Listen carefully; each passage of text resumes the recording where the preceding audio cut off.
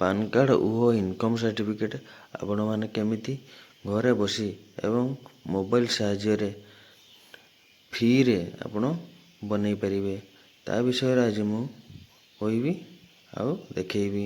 ଜୟ ଜଗନ୍ନାଥ। ମୁଁ ବିକେ ଆପଣମାନଙ୍କୁ ସ୍ୱାଗତ କରୁଛି ପୁଣି ଏକ ନୂଆ ଭିଡ଼ିଓରେ। ଚାଲନ୍ତୁ ଷ୍ଟାର୍ଟ କରିବା। ଆପଣ କୌଣସି ଏକ ମୋବାଇଲ କିମ୍ବା କମ୍ପ୍ୟୁଟର ସାହାଯ୍ୟରେ ଆପଣ ପ୍ରଥମେ ଇଡିଏସ୍ଟିକି ଲେଖିବେ। ଇଡିଏସ୍ଟିକି ଲେଖିଲା ପରେ ଆପଣ ଯଦି ନୂଆ ହେଇଥିବେ ତାହେଲେ ଲଗଇନ୍ ଉପରକୁ ଯିବେ। ଗଲା ପରେ ଆପଣ ଦେଖିପାରୁଥିବେ ସାଇଡ଼୍ରେ ରେଜିଷ୍ଟର ଲେଖା ହେଇଛି। ସେଠି ଆପଣ ଏଠି ପ୍ରଥମେ ଫୁଲ୍ ନାମ ଦେଇଦେବେ ଆପଣଙ୍କର।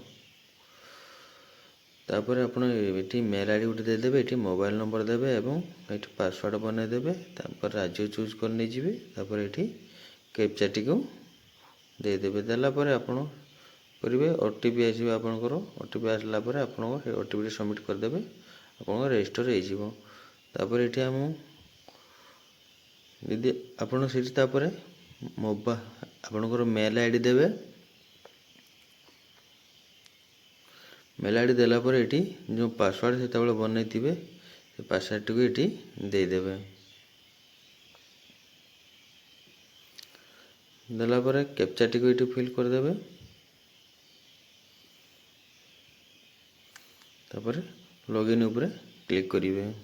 କ୍ଲିକ୍ କଲା ପରେ ଏହିପରି ଆପଣମାନଙ୍କୁ ଏକ ପେଜ୍ ଦେଖେଇବ। ପେଜ୍ ଦେଖାଇଲା ପରେ ଏଠି ଆପ୍ଲାଏ ସର୍ଭିସ୍ ଉପରେ କ୍ଲିକ୍ କରିବେ। ଭିଉ ସର୍ଭିସ୍ ଉପରେ କ୍ଲିକ୍ କରିବେ। ସାଇଡ଼୍ରେ ଦେଖିବ ସର୍ଚ୍ଚ ଲେଖା ହେଇଥିବ, ସେଇ ସର୍ଚ୍ଚରେ ଇନକମ୍ ଆପଣ ଲେଖିବେ। ଲେଖିଲା ପରେ ଏଠି ଦେଖିବେ ଇନକମ୍ ସାର୍ଟିଫିକେଟ୍ ଦେଖାଉଛି, ଆପଣ ସେଇଠି ଆପଣ ଏଠି ଆପ୍ଲାଏ କରି ନେଇଯିବେ। ପୁରା ଡିଟେଲ୍ସ ଆପଣ ଭରିବେ ଯାହା ଯାହା ଅଛି ଏବଂ ଗୋଟେ ଆପଣ ଡିକ୍ଲାରେସନ୍ ଫର୍ମ ଲେଖିକି ଆପଣ ଦେବେ। ତାପରେ କହିବି ପାନ୍ କାର୍ଡ଼। ପାନ୍ କାର୍ଡ଼ ଆପଣ ସେୟାର ଆଉ ଗୋଟେ କୌଣସି ଏକ ବ୍ରାଉଜରକୁ ଯିବେ ଏବଂ ଇ ଫିଲିଂ ଲେଖି ସର୍ଚ୍ଚ କରିବେ।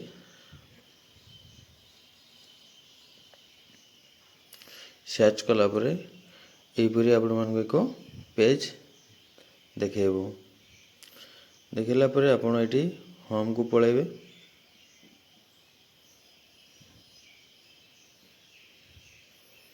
ହୋମ୍କୁ ପଳାଇଲା ପରେ ଏଠି ଦେଖିପାରୁଥିବେ ଭେରିଫାଇ ରିଟର୍ନ କେତେ ସବୁ ଅଛି, ଲିଙ୍କ ଆଧାର ଲିଙ୍କ ଇ ଟେକ୍ସ।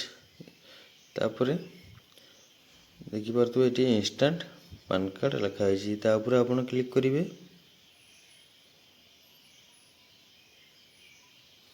କ୍ଲିକ୍ କଲା ପରେ ଏହିପରି ଆପଣଙ୍କ ପେଜ୍ ଦେଖେଇବ। ତାପରେ ଏଠି ଦେଖିପାରୁଥିବେ ଗେଟ୍ ନ୍ୟୁ ଇ ପାନ୍। ତା ଉପରେ ଆପଣ କ୍ଲିକ୍ କରିବେ। ଏଠି ଆଧାର ନମ୍ବର ଦେବେ।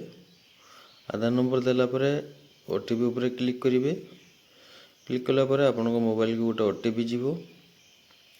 OTPଟି ଆପଣ ସବମିଟ୍ କରିବେ। ସବମିଟ୍ କଲା ପରେ ଆପଣଙ୍କର ଆଧାର ଯାହା ଡିଟେଲ୍ ଅଛି ତାହା ଦେଇଦେବେ। ତାପରେ ସବମିଟ୍ କରି ନେଇଯିବେ। ଏହିପରି ଭାବରେ ଆପଣ ଫ୍ରିରେ ପାନ୍ କାର୍ଡ଼ ବନେଇବେ ଏବଂ ଇନକମ୍ ସାର୍ଟିଫିକେଟ୍ ବନେଇ ପାରିବେ। ଯଦି ଭିଡ଼ିଓଟି ଭଲ ଲାଗିଛି ଲାଇକ୍ ସବସ୍କ୍ରାଇବ୍ ନିହାତି କରନ୍ତୁ। ଜୟ ଜଗନ୍ନାଥ, ଜୟ ଓଡ଼ିଶା।